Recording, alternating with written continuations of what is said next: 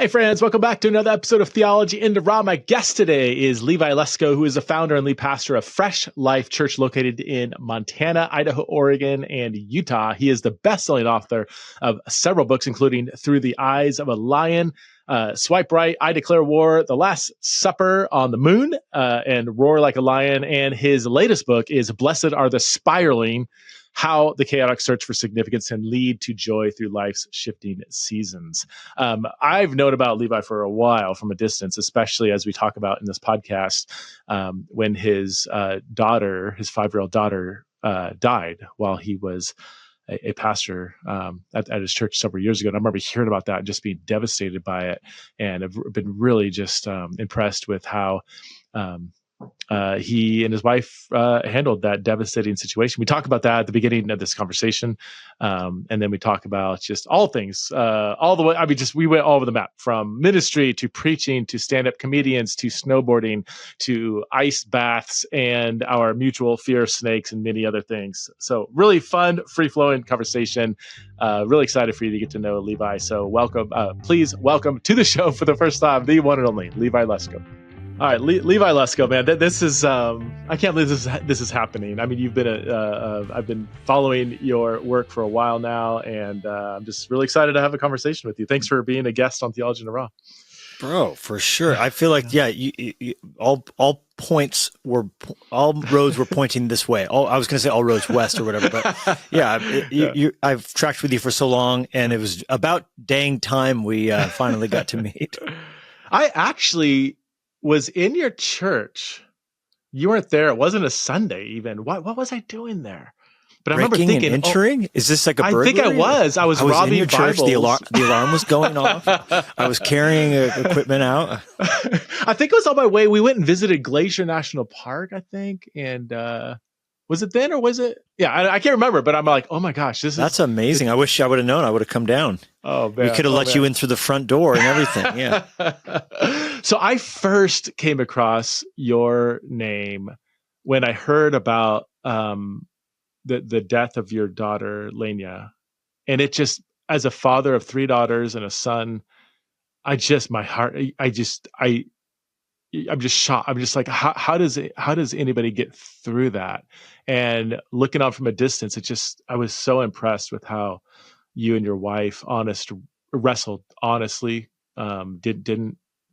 You wrestled honestly, but you did so in a way that you just still clung to Jesus. And can you take us back? I mean, do you mind talking about that? Sure. No, absolutely not. Yeah. Tell us the story. So, as I think back on that period, that was 2012. So that's 13 years ago now. So much of that, God just had his hand on it. Like, I would say the same thing to you. I don't know how I got through that. Like, I think the nature of peace that passes understanding is that maybe none of us would ever know how we could get through our hardest day or our worst time, but the Lord, the grace of God sustains us. As I look back on Lenya's death and her going to heaven, which is, they're both true, right? She died, but she's not dead. She's gone, but she's gone home. Like, there's the human side of it, which was brutal. Everything you'd think it would be, unimaginable. I did CPR till till the paramedics got there, because she had an asthma attack. She was 5 years old. She was in kindergarten. And the week before was the Newtown shooting. All these kindergartners had gotten killed. And I was literally holding her one morning, watching the news of the coverage of all the funerals in Connecticut. And I remember saying to myself, how do you plan a funeral for a 5-year-old? And my mind wouldn't even let me connect the dots to her, because I was just hugging her in the morning, watching the news. And yet I remember having that thought. And then literally a week later, we're planning a funeral for a 5-year-old, So the parts of that are metallic and spiky and ferocious are real, because we couldn't find a casket in time. They were saying we may have to bury her in an adult-sized casket, because kids' caskets have to get special ordered, and we only stock the adult ones. And then they were saying, because it's Christmas time, we don't know if we can get a kids one in time. And so then they go, but we could bury her in an adult one and exhume her later. I mean, this is kind of stuff we're having to process, while also still having to be present and and show up for our other kids. Cause we have other kids. And then it was Christmas time. So her body was in the funeral home during the Christmas day. And then we buried her the day after Christmas. Fortunately, the kid's casket did come in time. But having to thaw the ground out before we could dig a hole. Cause when the ground is frozen, they have to put these big, de-thawers in deep down that thaw the ground. Then they can dig the hole. Then the funeral, the graveyard that we picked was all full, so we had to find a different one. And then we found this beautiful little cute graveyard that this is wild. They wouldn't let us bury her there because we weren't members of that church. So I'm like, hey, I'm a pastor, I'm a believer in Jesus. They're just like, oh, no, this is a cemetery is only for our church. And so we found a third cemetery. So all of that was so gnarly. But then at the same time, as I look back on it, I just see God holding us. I see, you even saying that you were a part of the church corporate around the world praying for us. And we're so grateful that I've heard a million people, I didn't know them, but they said, hey, I prayed for you. I prayed for your family. And so God upheld us with that. And then I think you just have to just keep trusting him, keep coming back, and grace heals you like a pearl is formed. One layer at a time over an irritant. And so that was kind of our experience with that. And by God's grace, today we can look back and point to a million things that God has brought that's good out of that horrible thing. From the cornea transplants that Lenya was able to give to the 2 people who received her corneas and they now see through her eyes, to the ways that her story has captured people and helped them understand and process pain in their life. And yeah, so I'm amazed. I'm grateful. My heart says all that from a place of more healing than I could have at a previous point. And God was so good to us and so kind to us and all of that. Did you ever question your faith? Were you mad at God? Did you fall into depression? Like the human side, in the moment, what was that like? Yeah. What is it? All of the above. Yeah. And I might go through all of those by lunch. There was the first year, especially, grief. Yeah. There's no timetable to grief, but I found, for me anyhow, that the 365-degree day mark, like that was a real passage of time in my grief journey, because I feel like I navigated her birthday. We navigated Mother's Day, Father's Day. Then it was, 4th of July. It was weird ones that snuck up on us that were hard. I was holding Livy, and we had a 1-year-old and a 2-year-old and then a 7-year-old, and then Lenya had been 5. So we still had a lot of daily parenting to do. Yeah. And we now have a 7-year-old son as well. And it was hard too when he got to 5. I remember the day, I counted the days out, the day that he was exactly in the amount of days that Lenya lived. And then it was going to tip forward the next day. That was hard. There were so many hard moments, but the first year especially, Preston, was every day a cocktail of everything you just mentioned: depression, anger, suicidal thoughts, incredible regret, crushing anguish, and at the same time, the thing that helped me the most is when one day I used to drive around and I would just scream in my car, just anger and just rage, like the deepest. I would usually yell no, just screaming no, just I missed her, I wanted her, I didn't want her, separated from us. And I remember trying to understand where the anger was directed. And it's the funniest thing. I never felt mad at God. Okay. I felt mad with God. I felt his anger flowing through me too. Almost like when he was in John 11 raging at the tomb of Lazarus, it says he groaned, and the Greek word is like the bellowing and snorting of an angry horse. I felt him saying, Levi, I'm angry too. I didn't want death to come. I didn't want sin to come. And then from that moment forward, I was like, wow, I'm not mad at God. I'm mad with God. And that was a real healing moment for me. You were pastoring a church at the time, a thriving church at the time, right? Was that right when the church really started taking off? The church was at the 2012. We started the church in 2007, so we were 5 years in. Okay. We were seeing the move of God really, just all around us. Yeah. And yeah, there was a lot to do, a lot of church life. I took a month off after I preached Christmas Eve that year. That was the big kind of moment. I had told the people in the hospital, because my wife, Jennie, when we got in the car to leave, we had loaded the 2 girls up, in their car seats, and then Alivia was sitting in her seat, and Lenya's car seat was empty. And I looked back in the rearview mirror and saw her empty car seat, and we were backing out of the hospital space. That was brutal. And Jennie stopped me and goes, "Levi, we can't leave. You forgot." She said, Preston, she said, you forgot to invite the people in the hospital to church. And we have a big culture of invitational evangelism in our church, in our family. And I was like, "Baby, what are you talking about? I'm not going back in that hospital. It's so hard to leave." She's like, "Lenya would want you to." So I was like, "You're absolutely right about that." So I went back in the hospital and I invited the respiratory therapist and the nurse and the security guard and the doctors and the attending physician who had just declared her dead. Her body's still under the sheet in there. It was so fresh. I was weeping. And I said, what I managed to say was, "Hey, I'd like to invite you to church. And if you come in my daughter's honor, I'm still going to go through with like preaching." I spent all day writing the talk. I was going to give all preach in her honor. And a number of people did come, and quite a few did like end up responding to the invitation that day. And so, yeah, the church was a part of it. Our church grieved with us. And then I took a month off after that to really kind of heal and, get some counsel and all that. How do you preach a couple days or a day after your daughter, like that sermon must have been, I don't know. It's hard to watch. I've looked it up and seen it. It's hard for me to watch it because of the pain I could see that I was in.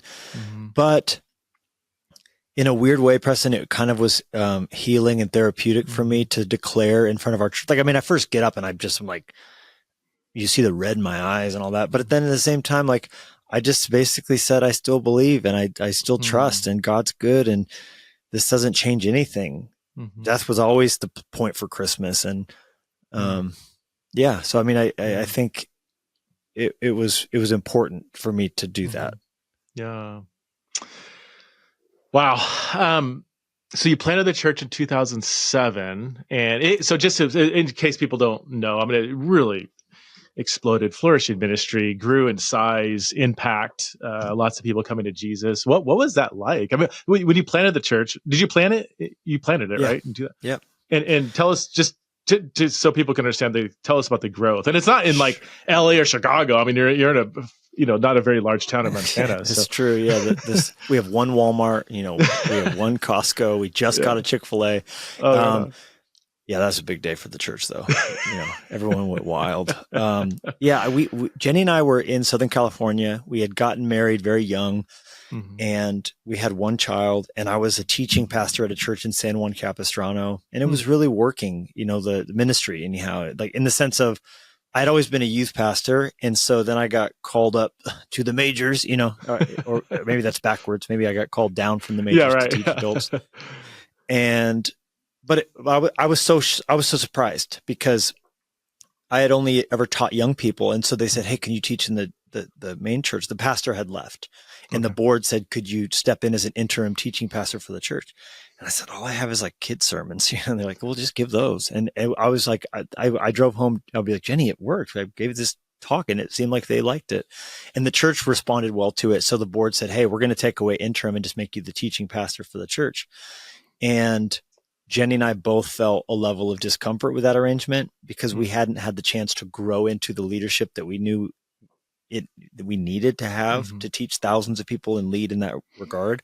I always felt like I would one day lead a church, but I knew I needed to grow up with the church. Does that make sense? Yeah, for sure. So we felt like the Lord was calling us to maybe take a step of faith and start something that we could grow alongside of it. Okay. And Montana had been presented to us as a ripe mission field by someone who said, "Hey, Southern California, there's life-giving, churches all over. Like you could throw a rock, hit Saddleback or hit Mariners or hit, they're all over the Southern California area, the kind of church that we would lead." Yeah. Montana, especially at that time, it was far more Bible belty, little churches with the 10 Commandments in every yard. Yeah. And there's great churches, but there wasn't the kind of church atmosphere that Southern California has. And so someone had said offhanded, "You should move to Montana and start a church." And it was almost more like, and I took it like, "Oh yeah, I'll pray about that." But like, but deep down, the Lord never let me forget that. Huh. And so we began praying about it and feeling like, man, this is what God wants for us. And so we took the step of faith and moved to Montana and literally like started a church that next weekend. We invited people around town. 14 people came to the first gathering. We met above a bar on Main Street, and it did grow very quickly by, I don't know what standards there are. We didn't have a team. We didn't have, a strategy. We just literally started a Bible study, and it grew into a church. And by Easter, which was 3 months later, we had 100 people. And then on the 1 year mark, we had grown to 300 people. And, it's sort of just has, like you said, people coming to know Jesus, grown from there. And the surprise of our life has been the national demand, which came out of nowhere. Like it didn't make ever any sense, because what's Montana? We're so off the radar, especially 2007. That we started the church before there was an iPhone, there wasn't Instagram yet. We were, buying ads in the newspaper, like literally to invite people to church. I mean, we used to create MySpace codes where people could paste it into their MySpace page to come to church. Yeah, that's funny. Yes, that's our story there. Yeah, it's Kalispell, right? Kalispell, Montana. Yeah, it's a beautiful area. My gosh, don't tell anybody. Has it grown a lot since you've been there? Without a doubt. Especially pandemic. And then the Yellowstone TV show has kind of thrusted onto the national radar for sure.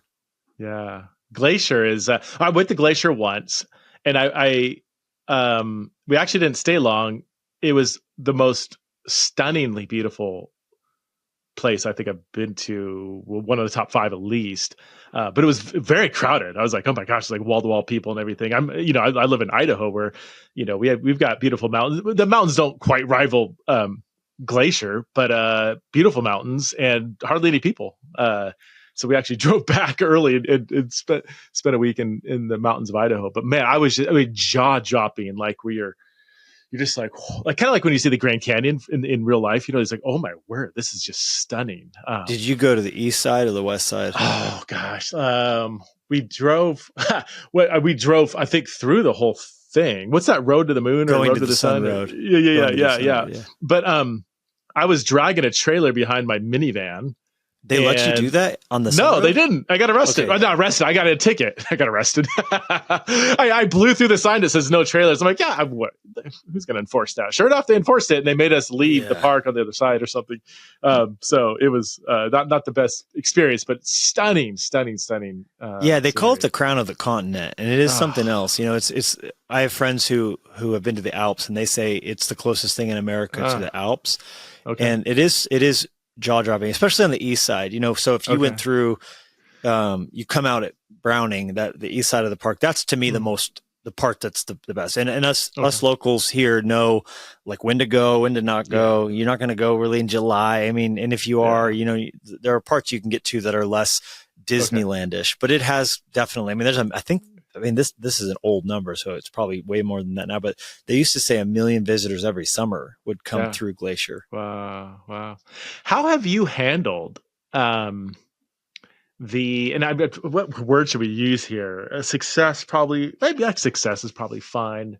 But man, you planted a church and it's grown tremendously. And then you're thrown into more international spotlight, just all this attention. How have you handled that? Because that can break somebody, or cause affairs or money laundering, all the stuff that comes with being thrust into the spotlight. You just throw affairs and money laundering.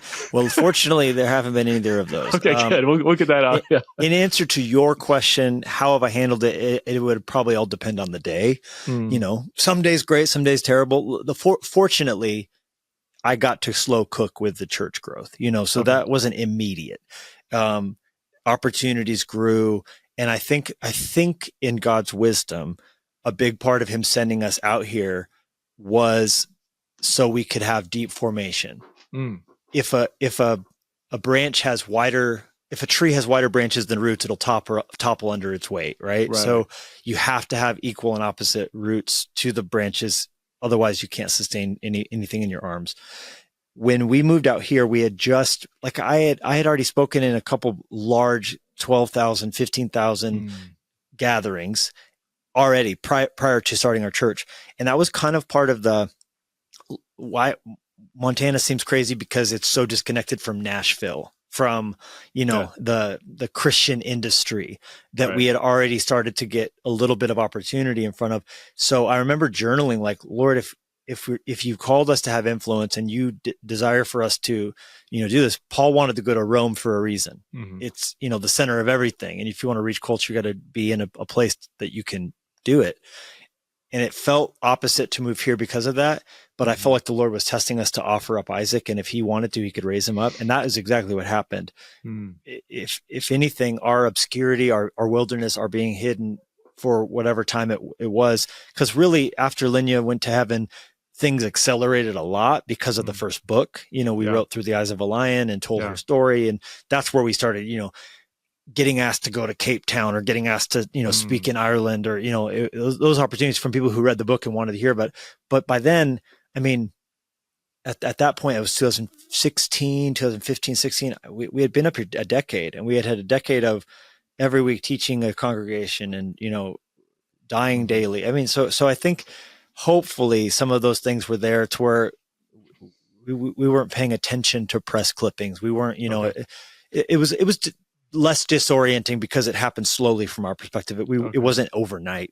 Yeah, that's good. Yeah, when it happens overnight, almost as exciting and adrenaline rush, it can be. I don't think humans were made to handle that, and few people handle it well. I'm sure not. The slow kick. It sounds like, I mean, your heart is primarily you're a local church pastor.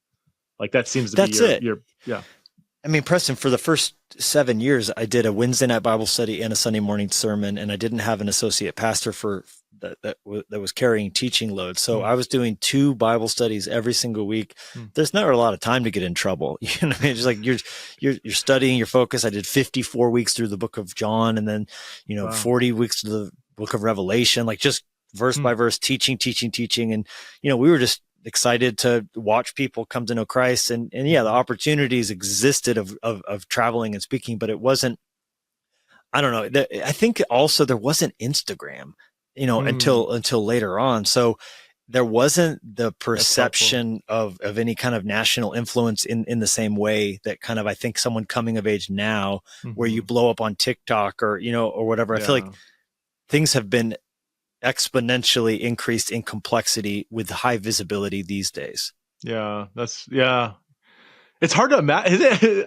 It's so hard to imagine a world without like social media being omnipresent, and yet it's just been a few years. It's like it's crazy to think YouTube, about MySpace like what that's done. Yeah, because I mean, I would get interviewed by Relevant Magazine, and you kind of knew that was like, oh well, that magazine gets sent to every church in America or whatever, but it just didn't have the same. It didn't have the same, I think, visibility that today it has, and instantaneously so. Yeah. What's your favorite thing about ministry, your particular ministry, and what's the most challenging thing? I mean, both come down to people. I mean, all my greatest stories are people stories. I heard this weekend of a miracle of literally a miracle of somebody. We're in a series on prayer right now, and we're talking about the power of prayer and using the different tools of prayer, supplication, intercession, general prayer, adoration, thanksgiving. And someone from our church had a $110,000 tax bill, and they were just really stressed about it. And wow. And then they said they really hadn't prayed much about it, and they prayed about it. And I just got the story. And then the next morning they got an email out of nowhere from the IRS saying that it's been forgiven. Like they don't owe that anymore. What? For no reason. Why? No, no real explanation. Wow. And just hearing that, and that stands out. That's not like every day hear a story like that. And to me, it's like, man, would that email still have come without them, crying out to God as a supplication? Maybe, I don't know, but I think it's powerful. And so to hear someone just going, hey, light bulb, prayer really is real and works. I love that. I love seeing, I spoke this week at a youth conference and gave an invitation. Would anybody like to give their life to Christ? And to watch young people get out of their seats and come forward, like that's a high you can't, the joy of watching someone respond to the gospel. And then, the problems of staff and people and, just all of those reality HR issues that even Jesus had to deal with, He had some HR issues for sure. How often are you on the road quite a bit? Like, or how do you manage like pastoring a thriving local church and, traveling and speaking internationally? Like, do you have limitations on how much you travel? Yeah, for sure. I mean, I usually do 40 Sundays a year, 37 Sundays a year. And fortunately now we have a great team. Mm-hmm. There's a number of capable communicators. My wife does more speaking. She early on didn't communicate much. Okay. And it just depends on the season. When in a season of carrying a new book message, there's going to be more demands on your time and that sort of a thing. But we're pretty selective. We're picky. I had a season where I did too much. This new book I'm writing out of, I'm 42, about to turn 43. 38 to 40 was a complicated time in my life. And I think in large part, there was a season where I was hitting it too hard, traveling too much, burning too much of the candle at both ends. But I'm at a healthier place now. I've, learned how to better rest going into busy seasons and not just try to recover coming out of them. And so, yeah, I mean, it's time, it's day by day. But the cool thing is for us, we homeschool our kids. And so, like, even on a busy trip, I always take one kid or my wife with me. And so, like, Clover and I just got back from a run of dates, where we did 6 cities out, but, because leaving the rural airport is half the battle. Once you're into a major hub, it's way easier to connect around. So we'd prefer to kind of stretch them out and, hit them hard and then come back and be. But we played tennis every day together. We bring our rackets. We go find public courts, play a game of tennis every day, and find a coffee shop to do our work in. She'll do her school. I'll do the work. And with Zoom and everything, we can still be a part of the regular church life staff anyway, Okay. I did the same thing early on when my kids were younger, especially take a kid on every trip. And so many memories. I mean, I remember speaking in Orlando, and brought a kid, and of course we went to Universal Studios, and like we still talk about those trips. Or I try to, I give priority to speaking requests during baseball season if they're in especially if the Dodgers are in town. So they've been to a few games, after speaking, and get a little butterbeer. What's not to love? A little butterbeer, yeah. I think I had 2 different Orlando trips, so I took 2 different kids, and now they're older. So now, but have you taken them to that new Cosmic Rewind at Disney World? No, I've never been to Disney World, actually, just Universal. Well, next speaking engagement that comes in Orlando, you can tag on a little time at Epcot, and there's this ride called Guardians of the Galaxy Cosmic Rewind. Yeah. Dude, it's like Space Mountain, but in the future. Like, it's like what Space Mountain could be, what I mean? If it had a glorified body. It's incredible. Well, I'm a big Space Mountain fan now. Yeah. Okay. Yeah. I don't have any requests in Orlando coming up, but hopefully I will in the future. Any Orlandans? If you're hearing, you can get Preston Sprinkle for cheap now. All you got to do is tell him he's throwing in an Epcot ticket. Yeah. Right.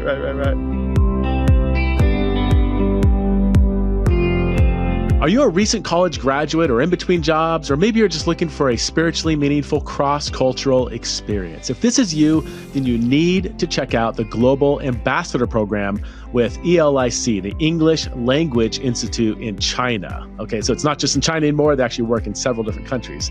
The Global Ambassador Program, or GAP, is a personal and professional development program where you will be immersed in the cultures of Thailand, Tunisia, or Uzbekistan for 9 months. You'll take language classes, you'll grow in your faith, and you'll teach English to the local community alongside a team of other Christian young professionals. ELIC still has a few remaining spots for this year's cohort. In fact, one of our listeners named Zoe heard about ELIC on Theology in Raw and committed to the Tunisia program. Like Zoe, you could be on a plane to Tunisia or Thailand or Uzbekistan this August, impacting lives and reaching your fullest potential. To learn more about GAP and take the next step, go to elic.org/TITR. That's elic.org/TITR. This episode is brought to you by Beeson Divinity School, an evangelical seminary at Samford University in Birmingham, Alabama. Beeson offers a robust Master of Divinity, forming students in person in a community-oriented model of theological education. I know several faculty members of Beeson and can easily testify to their priority for theological integrity, intellectual honesty, and their passion for the church. Now, thanks to a generous gift, Beeson is offering new full tuition scholarships for the 2025 to 2026 academic year, making its flagship degree more affordable than ever. Okay, so these are full tuition scholarships covering the costs of tuition and fees for 3 years. This is the average time it takes to finish the Master of Divinity. These scholarships won't last long, so if you want to further your theological heart and mind, I highly, highly encourage you to apply at beesondivinity.com. Okay, that's beesondivinity.com. Check out the link in the show notes. How did you learn how to preach so well?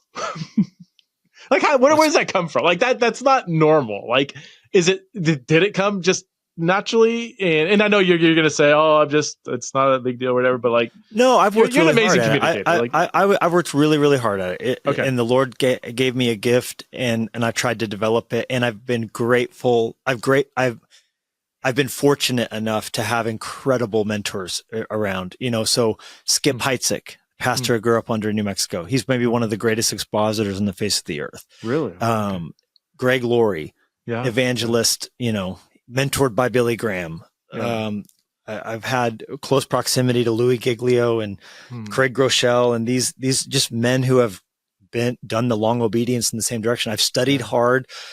Personally, I mean, I went to three whole semesters of Bible college. But then I really just have been a self-learner. And the craft of it, I've loved. I mean, I was 2 years old when I first said I wanted to be a pastor. So that's literally all. I told my mom I wanted to be a pastor when I was 2 years old. That's not normal. That's wow. Do you remember why? I mean, you probably don't remember, but I mean, as your earliest memories, what was it about being a pastor that attracted you? My dad was a bivocational church planner. So he owned and operated radio stations, also worked at TV stations like Fox and different things like that. Okay. But he was always, he would have a church plant. He planted a number of churches. And so I grew up in the mix of all of that. And watching my dad study to preach, I would help him look up cross references. Back then, there wasn't computer softwares to do it. So there was this big treasury of scripture knowledge where you'd look up, or Strong's Concordance, you'd look up a word or a verse, and then you'd look up all the different cross references where that verse shows up. And I would sit there and help him, like with a ruler, I'd go down the line and tell him, and he would look them up. And so I just was intrigued by the process of writing a sermon. And then, that's literally it. So you do study it. I mean, you obviously have a more natural, or you might say spiritual gift, but you also hone that craft. What does that look like? Do you go back and rewatch your messages and say, I could have done this differently, or, read books on preaching? What do you do? All of the above. Yeah. I mean, Spurgeon's lectures to my students, a whole book about communication, John Stott's Between Two Worlds. I devoured those because I wanted to grow in it and learn. And like, you can't do anything about what gift you've been given or not, except earnestly desire the better gift, but you can take your gift and bring a return on it, So I have studied very much the craft of communication. I would dissect sermons. I would listen to sermons from pastors. I would write them down. I would try and extract the outlines, figure out the flow of it. And then everything from like an Andy Stanley 1 point sermon, where the whole sermon's 1 point, to a more defined outline with the 3 application points. And then I love studying stand-up comedians. How do they communicate with no notes? Like, how are they riffing and reading off the crowd? Like, I've always just loved communication. So I would listen to myself too. My first sermon, I had a tape cassette, and I would actually save the sermon into the tape recorder, play it back. Okay. Think about it, make changes. But I used to get so nervous, I would throw up every single time. I don't know if that was your experience. But I had an obnoxious fear of public speaking. I didn't like saying my name out loud in class in sixth grade when they would go around, I would start to get sweaty. I would just start to like, get that throw up feeling just to say my name out loud. I remember the first time I was been saved for a year. I was 19 years old, was at a Christian college, and my roommate, who was also the chaplain, asked me to share a 5-minute testimony on the day of prayer, an outdoor thing in front of a few hundred people. And that was the longest, most miserable 6 weeks of my life, where he said, it's in 6 weeks, so you have time to prepare your 5-minute testimony, which shouldn't have to prepare. It was the worst 6 weeks of my, I wanted to kill myself. I wanted to throw, not literally, but Sure. And I remember the second I got up there, and I just wanted to just collapse in a pool of anxiety. And the second I started opening my mouth, it was okay. It was like, and then I saw people engaged, and then you started to get this energy, and I was like, and I got done. I was like, I got through that. That was crazy. And it took years for me to, it never went away, but it definitely gets a lot easier. I don't have as much anxiety. I feel like in the last couple of years, it's kind of come back a little bit. I get more nervous now going up and speak. And again, once I start speaking, it's fine. But people are like, why are you so nervous? And I'm like, you're sitting there in front of, hundreds, if not thousands of people. They're all staring at you like and you're standing between God and them, mediating something about the creator of the universe. Like, and you have to get it right. Like, it's just, if you really think about it, it's terrifying.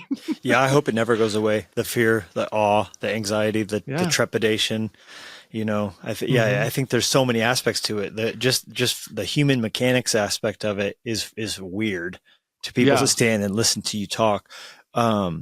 But the awe part of it, let not many of you become teachers thing, the stricter judgment thing, that's intense. And then there's the whole millstone thing too, which is kind of a big thing to remember, so I think all of that is similar for me. I went up on stage at church to give a testimony from summer camp, and I accidentally kicked over a guitar that was in the guitar rest from the worship leader, knocked it down the stairs. I was like, this is not going well. But similar fear, throwing up. But then once I click in, Spurgeon called it the unction comes, and then it's on. It's like the awe of God fills the room. There's nothing like the moment when it gets quiet, when you just feel like the oxygen sucks out, everyone leans in. I love that. I love communicating. I'm right now. We have our annual Exiles of Babylon conference next week, and I'm the host of the 3-day thing. And for the first time, I'm actually giving a separate talk too. Usually, I just host it, which is and man, even right now, just my heart is just, I can feel it right now. It's like I'm gonna be on stage in front of maybe 1,000 people, for 3 days, and managing the speakers and this, that, transitions, and remember everything. And it's there's an energy there for sure. And I'm more excited than anxious, but it's like 60-40, 60% excited, 40% anxious. But yeah, it's a weird thing, man. You mentioned stand-up comedian. I was literally going to bring that up because I don't know who I heard from years ago said they study stand-up comedians. And at first it sounds sacrilegious. Like, oh, you're just trying to like be funny. It's like, no, they get up with no props, no notes, nothing, and they're able to hold the crowd's attention. Obviously, we're not comedians; we're preachers. That should go without saying. But their ability to communicate effectively is really profound. Their cadence, their timing, voice fluctuate. All those things I think are not insignificant. How did you? Like, is that, can you expand on that? Like, what is it about stand-up comedians that you? All of the above. I think it's just the craft outside of the similarities to it's an oration. Like sure. I would say the same. I love listening to a John F. Kennedy speech. Mm-hmm. I love God gave us this ability to speak. He created the world by speaking. So there's something to speech that triggers and resonates and touches and lands. And one rabbi said, "Words create worlds." Mm-hmm. So I'm a fan of that, and a stand-up comedian with timing and precision, and like Jerry Seinfeld. Like I used to dissect and parse. Why does it resonate with us so when he talks about it? Like and how his punchlines would hit. And there's, I mean, obviously, devil's advocate is, Paul said, we did not come to you with, persuasive speech, and And yet there is still something I think that God's honored by us, stewarding well a gift he's given to us. I mean, the parable of the prodigal son's been called the greatest short story ever written. So Jesus was a good orator. Right. The Sermon on the Mount was spellbinding, Yeah. They hung on every word on the road to Emmaus, and their hearts burned within him as he went through the whole Old Testament and, showed how these things were concerning him. So there's something of that. And then you watch someone like Kevin Hart or Dane Cook back in the day, or Nate Bargatze. It moves us. It and then also the whole experience of a whole room responding to content together is very interesting. I've learned the concision from comedians. You can say something that takes 10 words and it's less powerful than if you could say the same thing in 6 words. There's something about the power of concision that I've learned from comedians. The choice of words, you can say, you can have a dozen synonyms, and that one word though will just hit people in a way that 10 other words wouldn't. Martin Luther King is, I know he's of course he's a great orator, but I don't think people understand how powerful he was. Because his oration skills were off the chart, but he was, a brilliant thinker. He was before he went into, social rights, social justice activism, whatever, he was a PhD, from I think Boston College. It's like he was primarily a theologian. So you combine his profound speaking abilities with just his intellect and being able to make things clear. And oh man, I got it a kick several years ago listening to just his old sermons that aren't well known, and it's just oh my gosh. Phenomenal. Isn't it funny though too, like, cause you think about like presidents, how they have speechwriters. And so all these great, presidential speeches, like it was written by like this group of thinkers, they just get up and it's an interesting thing. Yeah. Yeah. So going back, you mentioned, prior to COVID, you were maybe doing too much. Is that what your latest book is about? The Blessed Are the Spiraling? Is it narrating that season of your life? Or without a doubt, yeah. It's essentially lessons from my midlife crisis is how shorthand for it would be. There were a number of elements. Unpack that. Yeah, I would love to hear more about that. Sure. So I'm 42, about to turn 43. The average life expectancy worldwide is 72. So my father died at 72. And if you're 18, you're 25% there. If you're 36, you're halfway there, right? So it's pretty wild. In America, we do live longer, but there is something to this midlife point. I don't know very many people who have made it through the 38 to 42 kind of divide without having some sense of disorientation. For me, a big part of it was because I started doing ministry so young, I was always the young pastor, and that's kind of that seeped into the groundwater of how I saw myself more than I realized. Until it was challenged, I didn't know it was there. And how it got challenged was I kind of had this epiphany dawning on me, like, I'm not old, but I'm not certainly the young pastor anymore.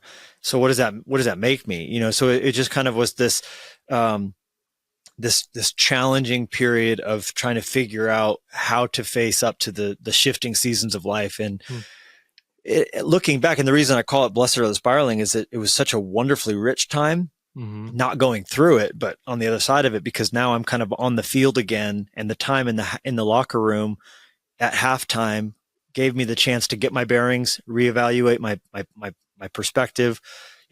Changing seasons require new strategies, and so I have a new marching order, so to speak, for the second half of my life as opposed to the first. And there was also, as you mentioned, the pace I had been running at in my 20s and 30s was just not sustainable. I flew a couple million miles with Delta Airlines, traveled all around the world, wrote 8 books. We planted our whole church network of Fresh Life churches, not to mention all the other things, all the kids stuff and life stuff. And I think I just got to a point where the odometer was saying, hey, we need to overhaul of the engine, because you can't live by sugar-free Red Bulls alone. And so that 2-year period was a lot of hard work and also a lot of unprocessed trauma that from my childhood. I know it sounds cliche to say, but there was a lot of stuff I just had never really dealt with. I had faced as a young person that I had just kind of shoved down. And so exploring some of that in counseling and making some connections on how some patterns emerged of my response to people who I feel like were going to hurt me or betray me or not be emotionally available to me. That helped a lot in my marriage, in my parenting, in my leadership.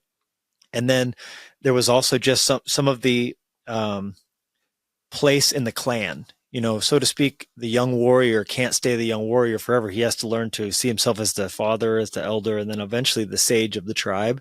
And I think we all want to stay Luke Skywalker forever, but life calls for us to take on the mantle of Yoda. And I think I'm not Yoda yet, but I want to see myself more as Obi-Wan Kenobi perhaps in these days. And so that's kind of what the book's about. Okay. You gotta have some Obi-Wan vibes. You can pass. Yeah. I accept. Where do you see, if you're allowed to even say, and maybe you have your own non-public thoughts, but do you see yourself next 5, 10, 20, 30 years doing what you're doing? I mean, what does that look? What is if you can imagine your future, what do you hope to see? Yeah, I love the written word. I'm such a fan of it. I think, you give someone a 40-minute talk or even a 2-hour-long podcast in long form, and it just can't compare to the 13 or 14 hours that someone's going to spend with you when they invest the time to read a book. I know how my life has been shaped by reading Tozer, or C.S. Lewis, or any of the great authors. The books that have shaped me. And I'm certainly know anything like that, but I want to offer that to people. And so for sure, publishing, I'm so passionate about, but I love the local church. I love our church community. And so, I do see myself staying in where, unless God redirects my plans, but then we're also part of that season of readjustment has been a renewed focus on leadership events. I kind of, for a while, I was like, I don't really want to speak to leaders.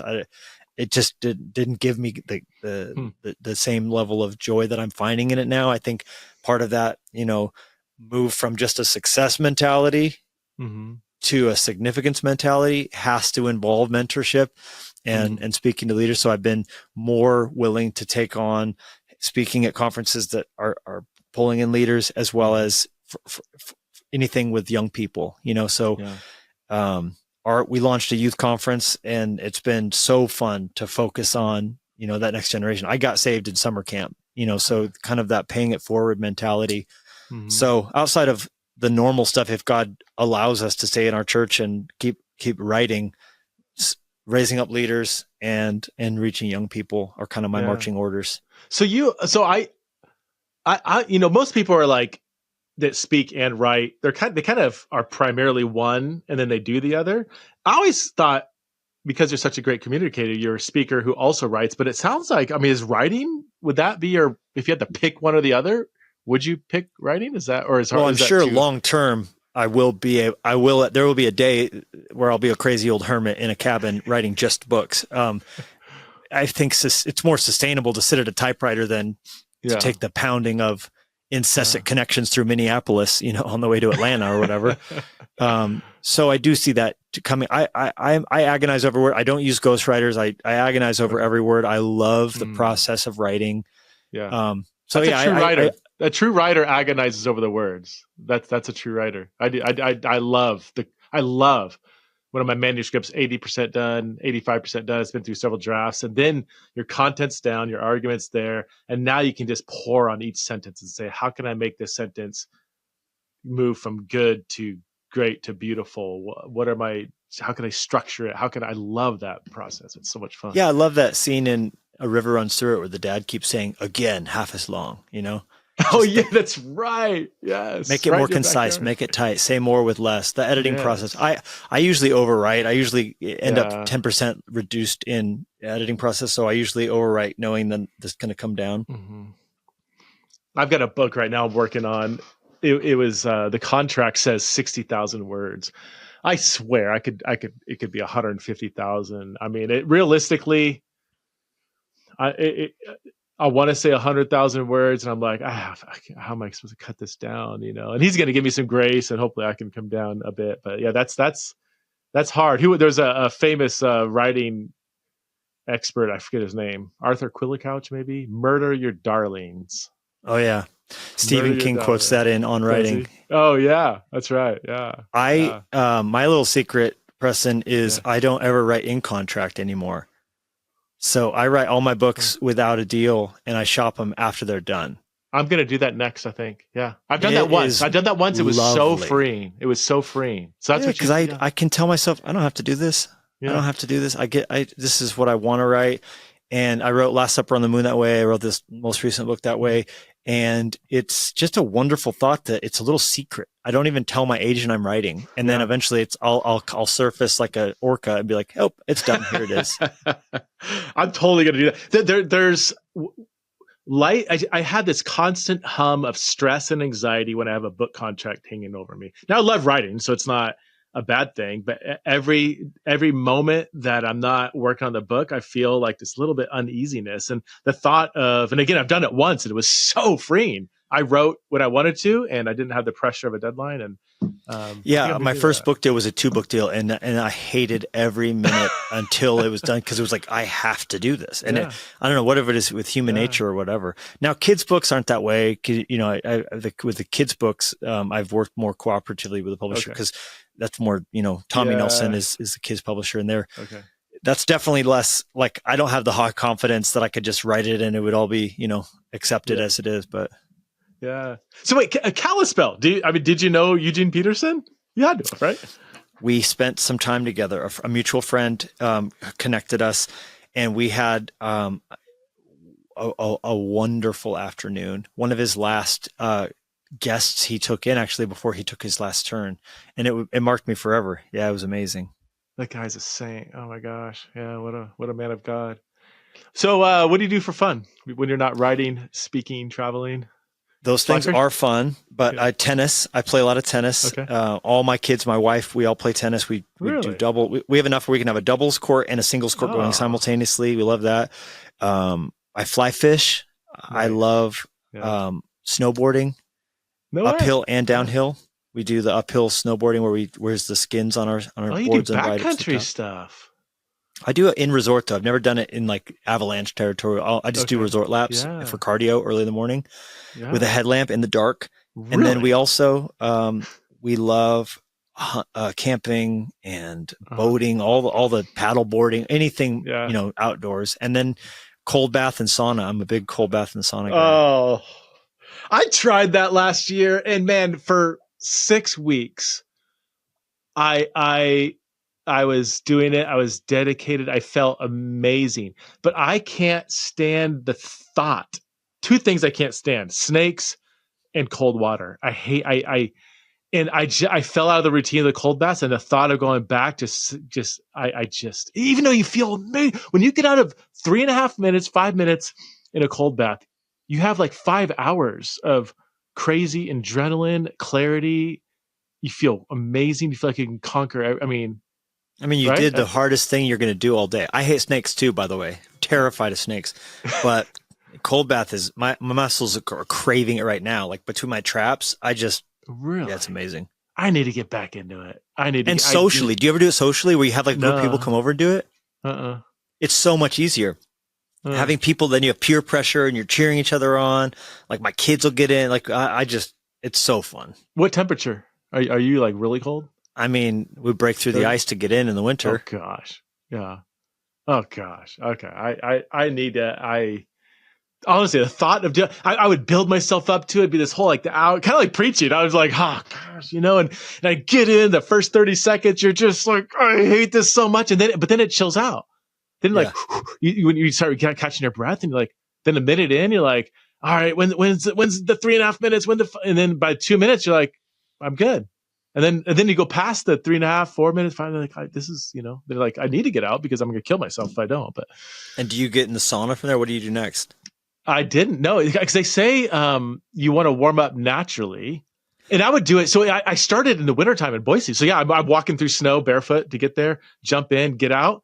And I get out and I feel like a Viking. I'm like, I come into the house. I was usually listening to like, you know, I won't lie, you know, often I'll listen to Metallica or AC/DC while I'm in there. So Sure. I'm just like, and I come into the house, I'm like, but I fell out of it. I cannot get back into it, but I need to. Well, they say the benefits are better for the fat burning and all the things if you warm up naturally, but that also is just intense. You know, so I get out and get in the sauna and sit in the sauna. Do? Okay. Yeah. Okay. Yeah. I don't have a sauna. I've got a hot tub. I could jump in the hot tub. Yeah. That's pins and needles though. Yeah, that's good. That's too much whiplash. The temperature. I snowboard too, man. I the hardest thing moving to Idaho from California, a couple things, was the lack of multi-ethnicity. And I fell in love with surfing. I started when I was 35, which is way too old to start surfing, but I did it, 32. And I did it for 8 years, which 8 years of surfing is not, I could barely get up. And then I moved to Idaho and I was like, how am I going to surf? I can't surf. But then I took up snowboarding. I grew up skiing, but I took up snowboarding. I just fell in love with it. It's so much fun. Oh, so much fun. We have a mountain 45 minutes away, and me and my son go all the time. Incredible. No, it's so fun. Sit on the chairlift. You're talking. You're not really on your phone. Yeah. It's amazing. Yeah. It's good. It's funny. My wife's from California. She doesn't have the same nostalgia I have for it because I grew up, like I walk into a ski lodge and it's like Ratatouille for me. I go back to my childhood. My wife walks in and she's like, it smells like sweat and chili. What's the matter with you? You know, she doesn't like it. She doesn't see the warmth. I'm like, it's so cozy. This is where I feel alive, you know? Yeah. Did you surf? You grew up in San Juan Capistrano? Well, I grew up in Colorado. But then lived in California before we moved to Montana, and I did take up surfing. I was longboarder, and I didn't do any ripping on a shortboard, but just so fun. Oh, it's addicting. It's so hard. It's one of the hardest sports to pick up. I mean, you're navigating just the condition just your body conditioning. It's like nothing else.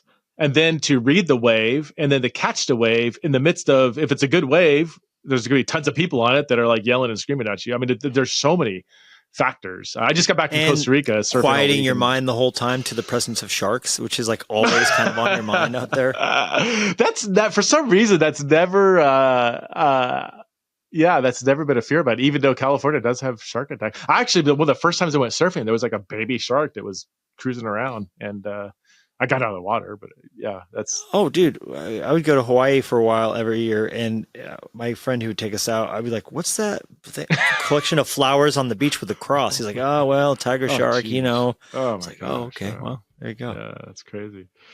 Well, Levi, hey, man, this is so fun. It was fun getting to know you. And again, your book is Blessed Are the Spiraling. It just came out April 1st. No joke.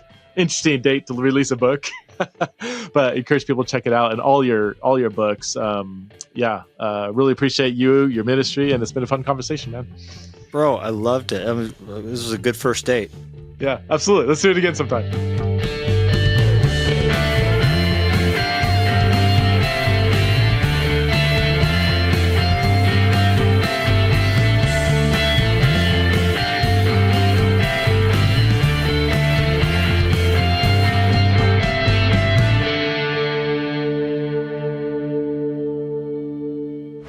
This show is part of the Converge Podcast Network.